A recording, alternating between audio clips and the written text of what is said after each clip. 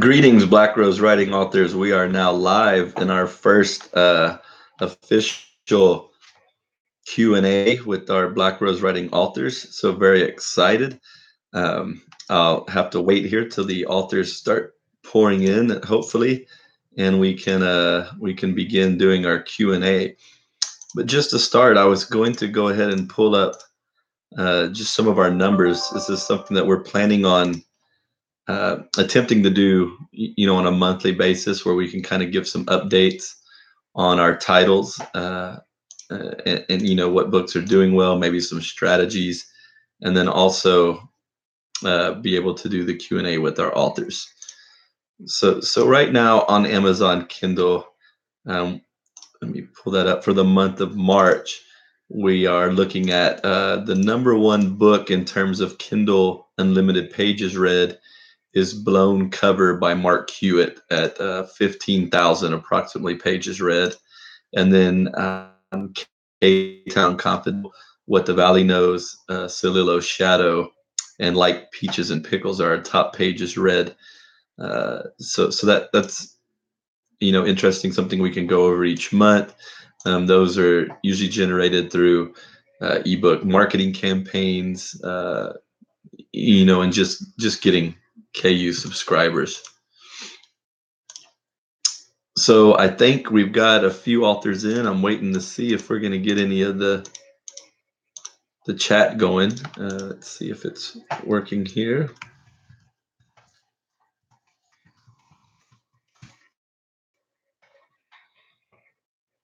All right. So yeah, authors. Hopefully it's working well, but please feel free to start asking any questions, and I'll let you basically steer the ship.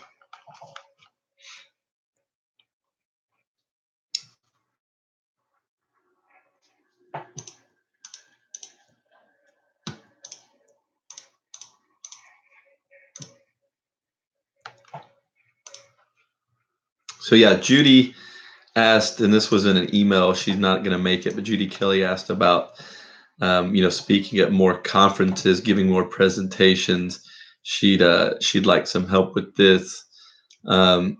This is definitely something, some of the writers' conferences and the big conferences are a little harder to speak at. Sometimes they don't really have a forum for authors to be able to speak.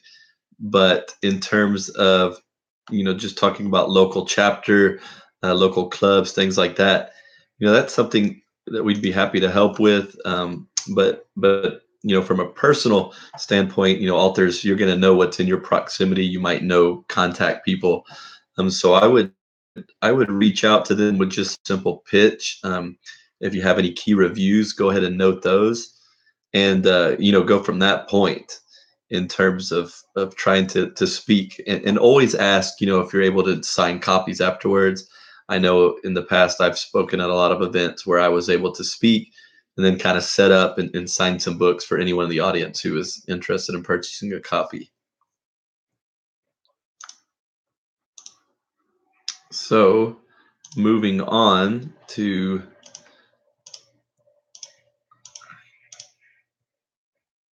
all right, I see. Good morning, Danielle.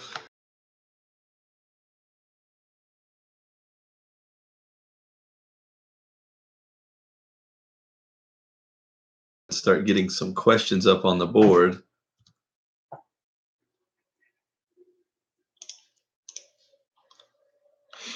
Joe Seipel wants to know, how can we know what is being done in regards to the cooperative marketing plan? That's a good question, Joe. Anytime we do something and have anything that's scheduled that's relevant, we're going to send you an email. If it's an ebook campaign, once we start getting those dates firm, you're going to get an email on how to help, tips on what to do, things along those lines. And it's going to show you some structure of where we're promoting your book, and also just give you some, some pointers on, like I said, how it can be more advantageous in terms of like reviews, things like that. Pretty much as soon as your book, as soon as we've got a galley that we're comfortable with, cover and galley created, then we're going to start submitting those to like Kirkus Reviews, Indie Reader, things like that. And then if you need exact dates, then you're always welcome to email me, and I'll get you those dates. Otherwise, once we get those reviews in, say Kirkus sends us the review, then we will definitely pass that along to you for review, and then whether we decide to publish it and go live.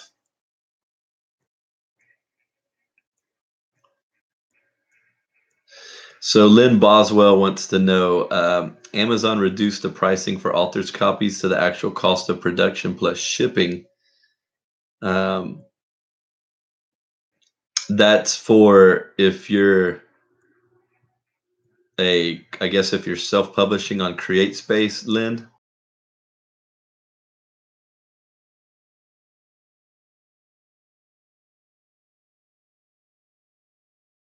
So if Lynn's referring to self-publishing, that's an option any author can take at any time to be able to get, copies of their book at cost.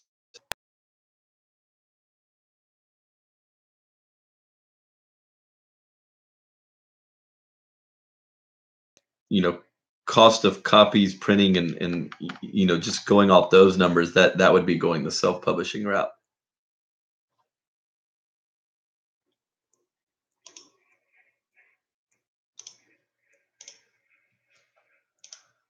All right, I'm gonna pull up while we're waiting on more questions from many authors. I'm gonna pull up our free units for the month of March. We did a pretty good giveaway for City of Guardians, uh, and ended up giving away 4,104 copies, and that has resulted directly in 24 new ebook sales this month and 8,800 pages read on Kindle Unlimited.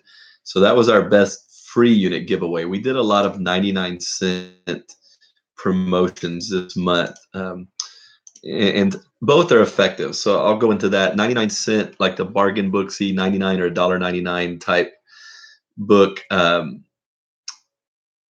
versus a free book giveaway. I feel they're both effective in their own way.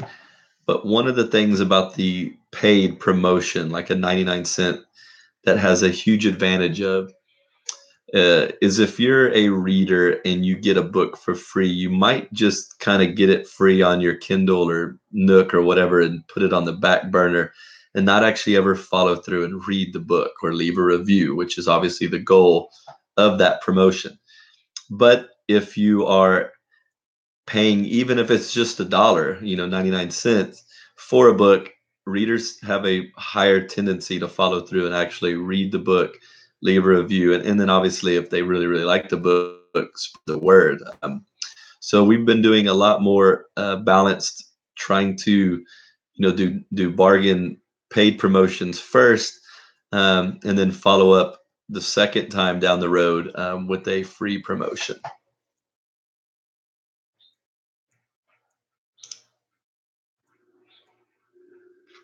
All right, I'm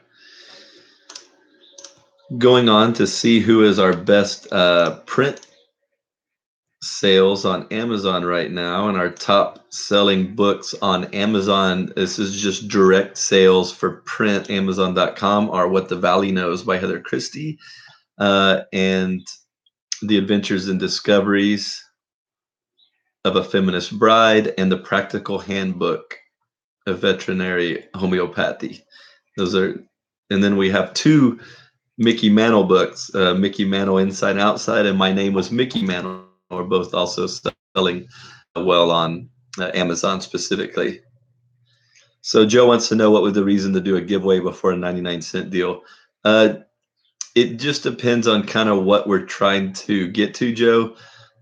So for example, if you have a book that has really no reviews, it might not be in a genre, or might not be mainstream, where we feel a 99-cent deal is going to be the best route. We might go giveaway first, because the giveaway is going to get you a lot of reviews. Typically, it's going to get you some reviews on your Kindle, things along those lines, and then that's going to allow us to run a 99-cent deal possibly later, and have a little bit more, credibility in terms of, if you might have 20 plus Amazon reviews with a 4.4 rating now, that's going to really help the paid promotion.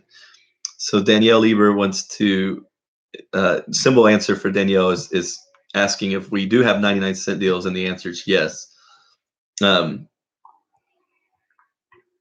So Danielle, that's part of our cooperative marketing campaigns. As low as doing like the Pink Rose package, and the ebook marketing strategies. But also, even if you don't want to participate in one of those campaigns or do any of the joint promoting, we can still be able to do a 99-cent deal. You just need to email me, simply let me know. We'll communicate on what dates work best, and we're happy to do a Kindle countdown deal where your book's 99 cents for a few days, and then be able to promote around that.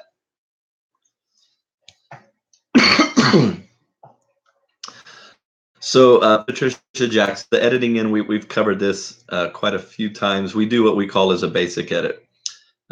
We check for grammar consistency, formatting. We actually do edit the manuscript, but it's not an in-depth professional, rewrite, fact check, storyline content where you're getting direct feedback from personal one-on-one editor.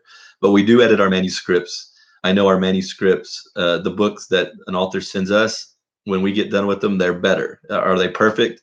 Not always. And we're trying to, continue to grow in that area in terms of the in-depth editing. But the books are better.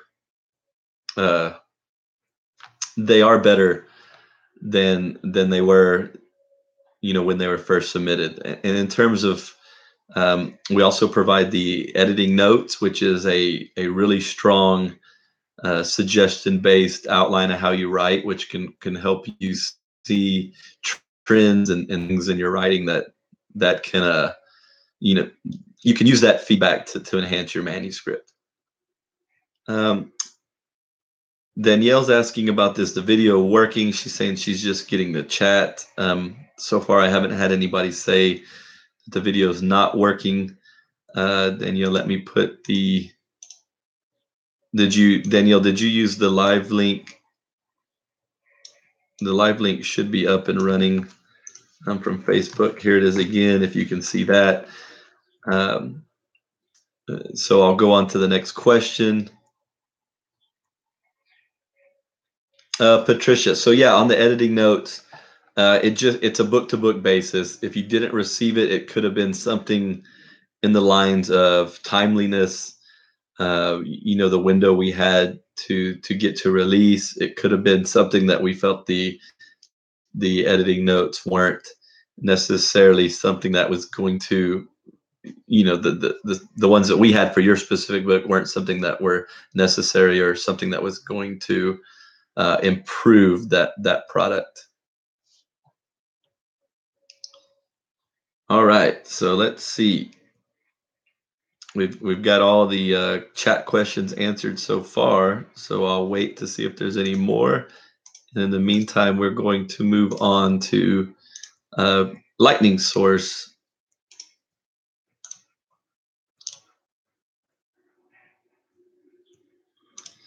And see what our best print sales are for March in Lightning Source. And so Lightning Source, and for this could answer a possible question. Lightning Source is going to be our main distribution.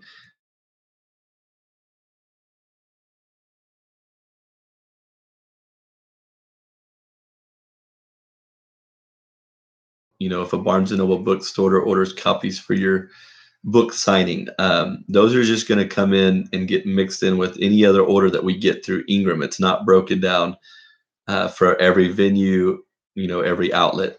So the numbers, we have to do a little deciphering on our own end. But so far, our best sellers on Lightning Source are Alicia Helming, and these were all pre-orders for Protogenesis. And What the Valley Knows by Heather Christie is selling well.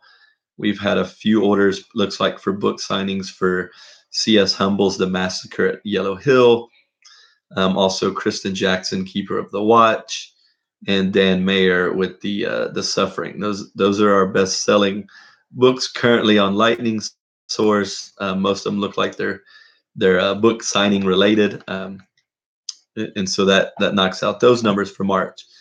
And so I'm going to reiterate.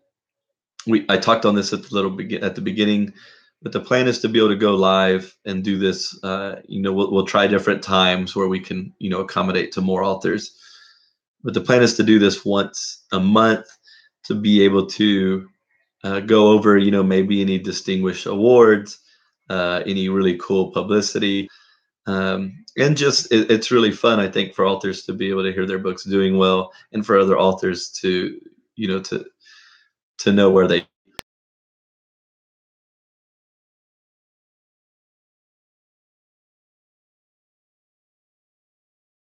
be able to get better updates on how their book is doing in a more effective manner. And if that's creating an online portal, we've tried a few different things and none of them have turned out to be exactly the way I would like it. So still a work in progress.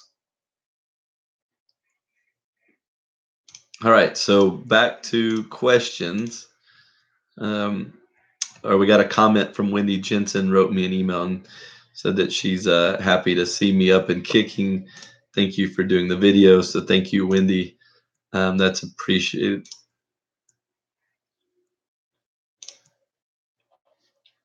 All right, authors. I think I've covered everything pretty much for this edition here of our Q&A. I'll wait to see a little bit longer to see if we're going to get any other specific questions from our live participants. And if not, then we'll shut this one down here shortly.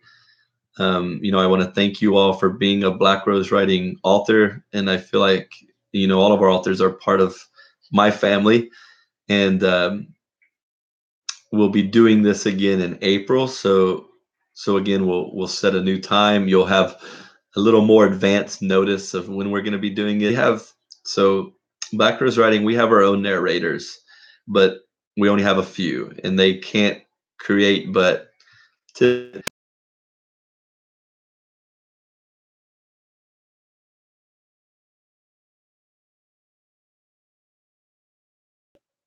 we do partner a lot with Beacon, and it's not that Beacon doesn't like making corrections, it's that ACX and Audible is very, very difficult when it comes to changing an audiobook. I assure you that my partners at Beacon, they've done their end quickly and diligently, but ACX, from my experience of dealing with them directly, once you get an audiobook up, making changes, doing things like that, it's not as simple as just uploading a new file. It requires a lot more than that, and can take a lot of time and effort to get those changes made. We don't have a okay. Danielle asks, are Beacon open to letting us talk to narrators before they record? That's not an option with Beacon, and the reason is we submit titles to Beacon. Beacon passes those titles to their narrators, and their narrators openly choose. So a book may not ever get chosen, but if one is chosen by a narrator, they say, "Hey, I like this book. I want to read it and obviously narrate it." Then that's the option that Beacon goes with. So there really isn't auditions. So the only other alternative right now at this time is no audiobook, and I feel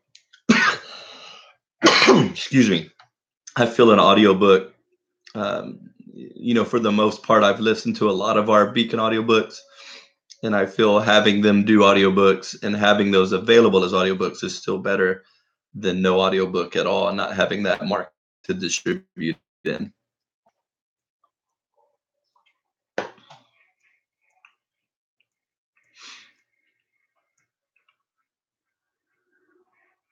Okay, I'm going to say farewell.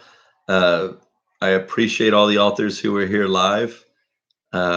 we're going to be doing this again in April. So if you missed out, or if you have any other questions that you want to, don't want to submit by email and want to ask directly, then that'll be the time, and we'll send info on that. So I appreciate everyone who came in today, and I very much appreciate all of our authors. And if you have any other feedback, please just shoot me an email. Hope you have a great Easter weekend, and everybody be safe.